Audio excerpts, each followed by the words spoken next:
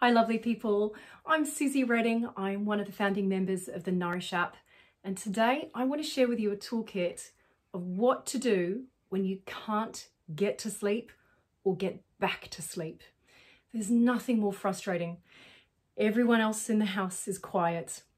Sleep is a possibility, but it still doesn't come. We need a toolkit of things that we can do that will help us make peace with wakefulness. Right, the first step is to remind ourselves, just rest, sleep will come. We cannot make ourselves sleep.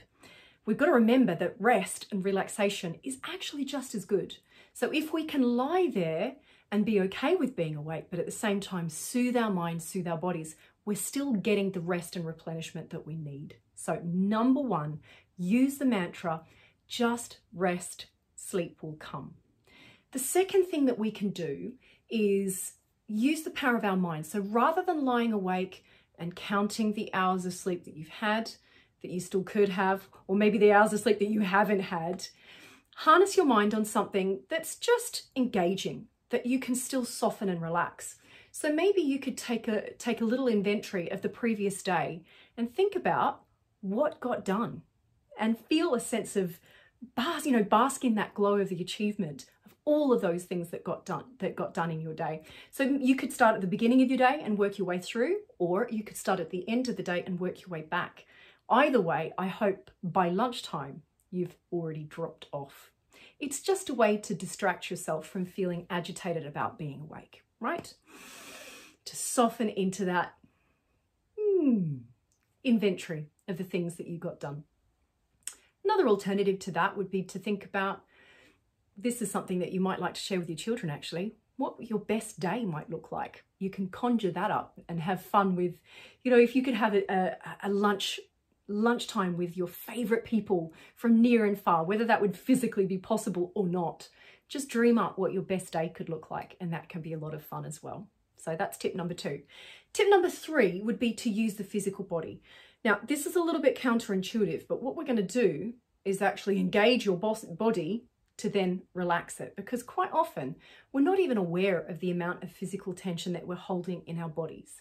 Tension and stress really is the enemy of sleep. So if we can cultivate a feeling of softening, yielding, relaxation, that is the thing that paves the way for good quality sleep.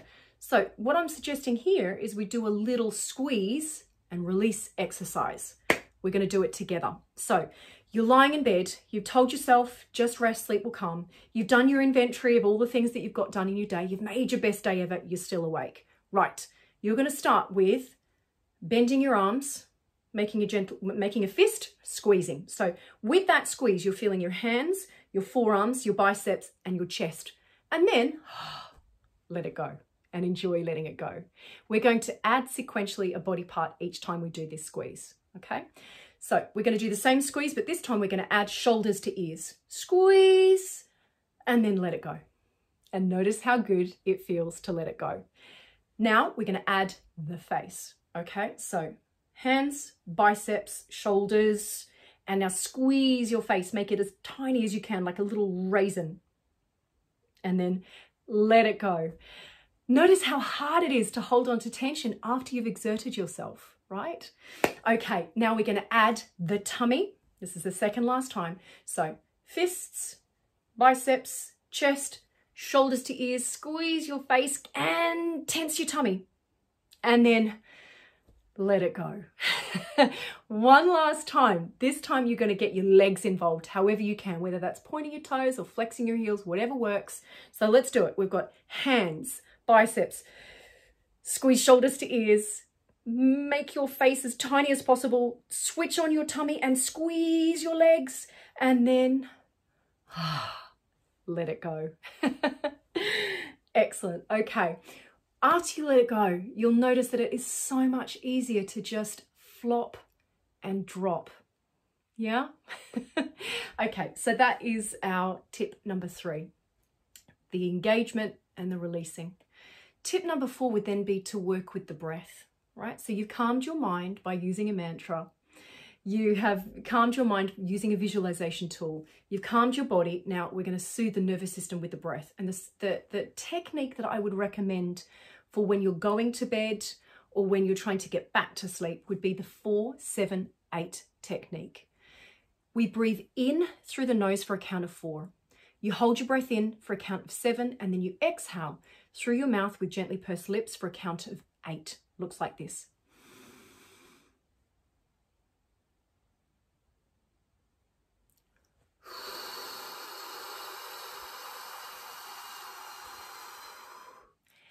And you do that 4 times. Okay, so just 4 repetitions of that. Now notice I've said counts, not seconds, and that count is determined by how long you can comfortably hold your breath, right? Now the last tip is, you've done all of those different things and you're still lying there and you're starting to feel agitated about being awake. The secret is to get up, okay? If you cannot get back to sleep and you're starting to feel worried about it, get up and do something either boring or really relaxing, okay? This is not the time for scrolling. This is not the time for work. This is not the time for housework. This is just time for soothing, nourishing, restorative practices. So floor-based yoga, legs up the wall, guided meditation, breath work, journaling, listening to a calming audiobook, listening to soothing music, or the beautiful yoga nidra practice that you'll find on the Nourish app. Okay, so this is your toolkit of what to do when you can't get to sleep or get back to sleep. Try one. If that one doesn't work, move on to the next. I promise you there'll be something in there that does do the trick. And remember, in the absence of good sleep, we have our self-care to turn to, and we will sleep again. Good sleep will resume. We'll try again tomorrow night. Take good care of you. Well done.